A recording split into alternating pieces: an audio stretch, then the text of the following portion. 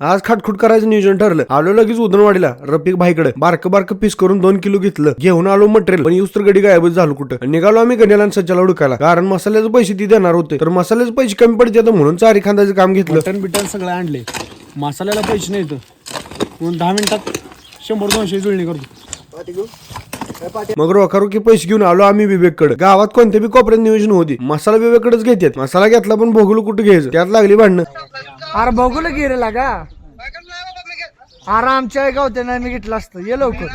10 वाजल्यापासून आम्ही नियोजन करतोय, सगळं गोळा करून फायनली आम्ही आता लोकेशन वर पोहोचलोय. 2:30 वाजले. त्या युट्यूब वरची व्हिडिओ बघून आमचा आचारी बिर्याणी बनवायचा आहे. मसाला बारीक करून घेतला चांगला दगड बघून, आणि सगळं मटेरियल मिक्स करून मटण टाकलं आणि त्यात तांदूळ ओतून बिर्याणी शिजायला टाकली. आणि इकडे लगेच कोरड्यास बनवायला टाकलं. शिजले का बघायला जवळपास 1/2 किलो मटण खाऊनच बघितलंय. ते बी मोठ्या हॉटेलमध्ये जेवा, 5 स्टार मध्ये जेवा, पण असली लाईफ मध्ये पार्टी केल्याशिवाय मजा नाही. 2 किलो चिकनला जवळपास 750 ते 800 शिव्या झाले. ते आता जळण आणायला कोण जायना झाले, रागान घरला बी जात नाहीत पाठदिशी.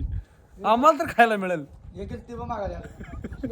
बसलो एकदाच फायनली. जेवताना तर गप जेवते ती बिर्याणी मधलं पीस साठी भांडणं, तरी पण बिबट्याला नुसता भातच दिलाय खायला. तुमच्या पुढ्यात कुटते मी अजवानीचा मसाला.